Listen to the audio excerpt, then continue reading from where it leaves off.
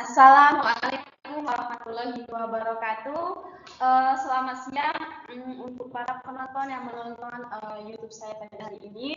Perkenalkan, nama saya Gita Revina. Pada kesempatan ini saya akan membawakan materi tentang mengurangi ketimpangan di dalam dan antar negara.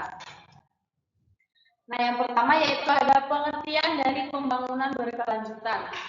Sesuai dengan Undang-Undang Nomor 32 Tahun 2009 tentang perlindungan dan pengelolaan lingkungan hidup, pembangunan berkelanjutan adalah upaya sadar dan terencana yang memadukan aspek lingkungan hidup, sosial, dan ekonomi ke dalam strategi pembangunan untuk menjamin keutuhan lingkungan hidup serta keselamatan, kemampuan, kesejahteraan, dan mutu hidup generasi masa kini dan generasi masa depan. Selanjutnya ada pengertian ketimpangan. Ketimpangan adalah salah satu tantangan terbesar dalam mewujudkan hak asasi manusia. Nah, dampak dari ketimpangan terhadap masyarakat itu adalah sangat fatal karena ia menciptakan kemiskinan, marginalisasi, dan pada akhirnya akan memicu konflik. Misalnya, masyarakat miskin yang telah menjadi korban ketimpangan ekonomi dapat menghadapi hambatan yang lebih besar untuk mengakses pendidikan berkualitas dibandingkan mereka yang tidak miskin. Nah, selanjutnya itu ada tentang 17 poin kajian pembangunan berkelanjutan. Yang pertama yaitu ada menghapus kemiskinan atau no poverty.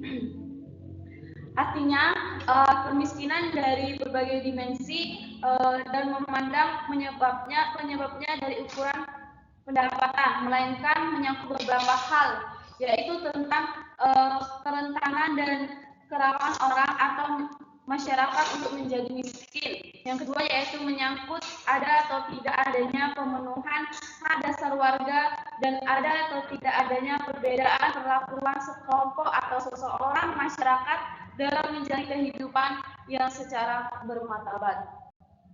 Nah, yang kedua ada mengakhiri kelaparan atau zero hunger. Menghilangkan kelaparan ini mencapai ketampanan dan gizi yang baik serta meningkatkan pertanian. Untuk mencapai tujuan tanpa kelaparan pada tahun 2030 ditetapkan target yang diukur melalui indikator.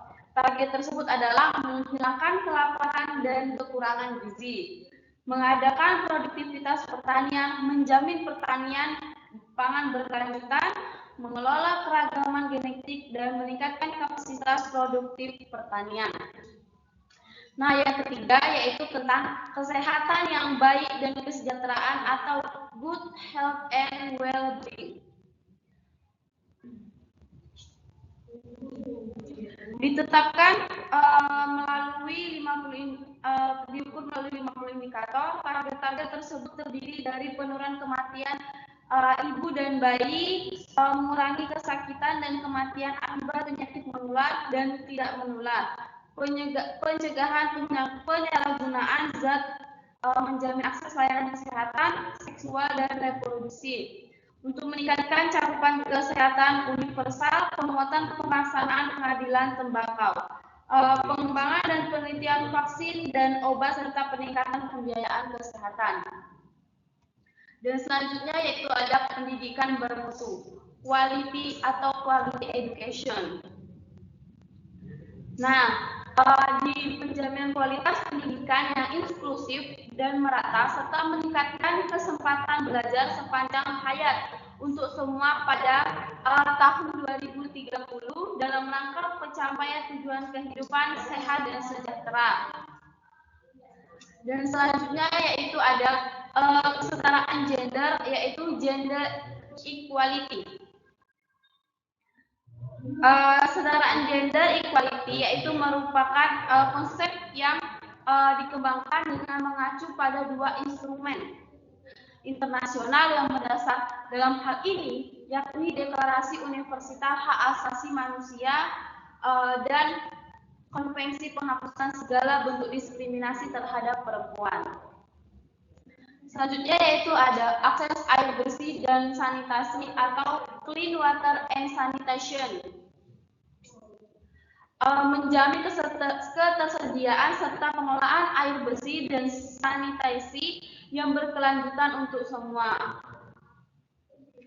Target tersebut terdiri atas akses air minum layak, akses terhadap sanitasi layak, kualitas air dan limbah, serta pemanfaatan, pengelolaan dan pelestarian sumber daya air.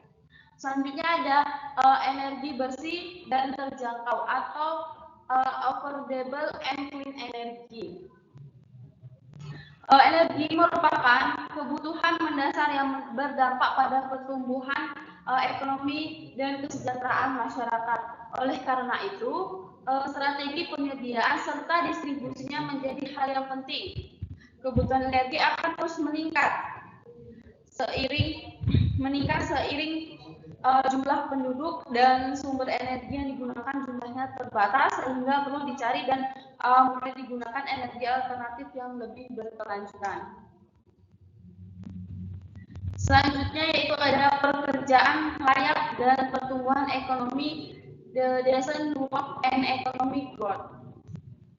Jadi pada tujuan ini untuk mendorong pertumbuhan ekonomi yang inklusif dan berkelanjutan, lapangan pekerjaan untuk semua. Selanjutnya ada industri, inovasi dan infrastruktur atau industri, inovasi dan infrastruktur. Jadi dari yang ke-9 ini untuk mendorong inovasi, yaitu targetnya membangun infrastruktur yang berkualitas, andal, berkelanjutan dan tangguh, serta mempromosikan industrialisasi inklusif dan berkelanjutan dan meningkatkan proporsi industri dalam lapangan kerja dan produk domestik. Selanjutnya yaitu adalah mengurangi ketimpangan atau reduce inequality. Nah, pada pembahasan kali ini kita akan membahas lebih lanjut untuk tentang mengurangi ketimpangan. Nanti akan saya jelaskan untuk slide berikutnya. Jadi ada target dan tetapkan untuk mencapai tujuan mengurangi kesenjangan dalam pembangunan berkelanjutan. Sebagai berikut yaitu ada koefisien Gini, persentase penduduk yang hidup di bawah garis kemiskinan, terus desa mandiri budaya, jumlah penanganan pengaduan pelanggaran hak asasi manusia atau HAM, jumlah penanganan pengaduan pelanggaran HAM terutama perempuan, terutama kekerasan terhadap perempuan. Selanjutnya yaitu yang ke-11, kota dan komunitas yang berkelanjutan atau sustainable cities and communities. Menjadikan kota dan pemukiman inklusif, aman, tangguh, dan berkelanjutan. Selanjutnya yaitu ada konsumsi dan produksi yang bertanggung jawab atau responsible consumption dan production. Tujuan ini adalah menjamin pola produksi dan konsumsi yang bertanggung jawab dalam rangka mencapai tujuan konsumsi dan produksi yang bertanggung jawab pada tahun 2030. Selanjutnya yaitu ada penanganan perubahan iklim atau climate action. Tujuannya adalah mengambil tindakan cepat untuk mengatasi perubahan iklim. Target tersebut untuk mengurangi pengurangan risiko bencana, pengurangan korban akibat bencana, serta adaptasi dan mitigasi perubahan iklim. Adapun upaya-upaya yang dapat dilakukan untuk mencapai target tersebut pada kebijakan, program dan kegiatan yang akan dilakukan oleh pemerintah maupun non-pemerintah. Selanjutnya yaitu ada menjaga ekosistem laut atau life below water. Jadi pada tujuan ini adalah kita melestarikan dan memanfaatkan secara berkelanjutan sumber daya kelautan dan sumber samudera untuk membangun berkelanjutan. Selanjutnya itu ya ada menjaga ekosistem darat, life inland.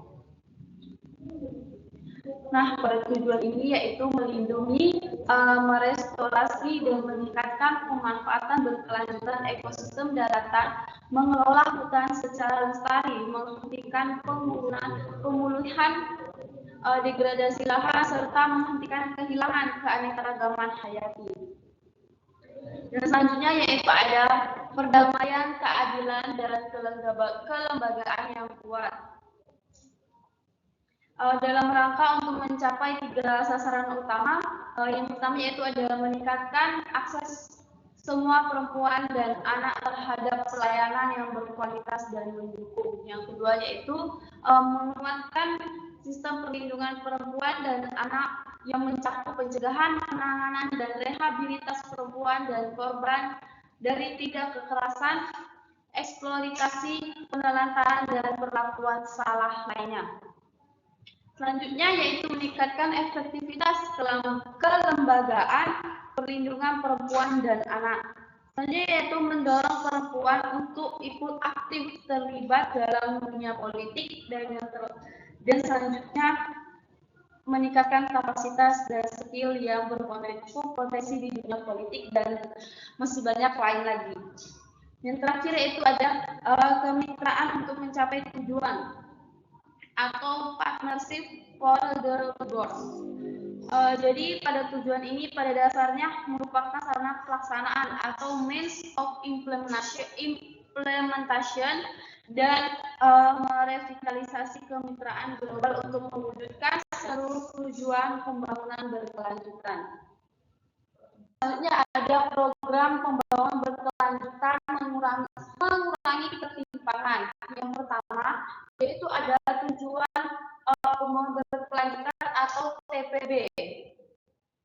Pada mengurangi ketimpangan atau yang dikenal dengan sebutan SDGs memiliki tujuan mengurangi ketimpangan dalam dan antar negara, mengurangi ketidaksetaraan kebijakan, harus bersifat universal dan memperhatikan kebutuhan populasi kurang beruntung dan terpinggirkan.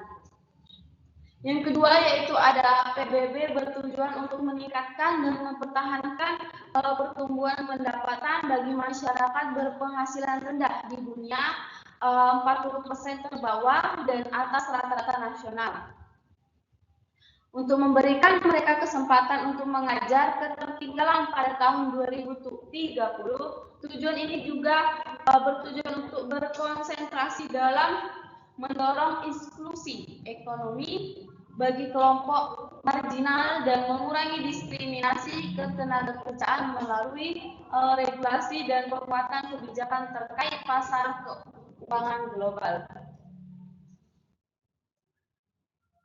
Nah, selanjutnya ada program pembangunan berkelanjutan mengurangi ketimpangan, yaitu target nasional dalam pengurangan ketimpangan. Yang pertama ada upah rendah dan pekerjaan tidak aman bagi mereka yang berada di lapis terbawah yang semakin melipat gandakan ketimpangan.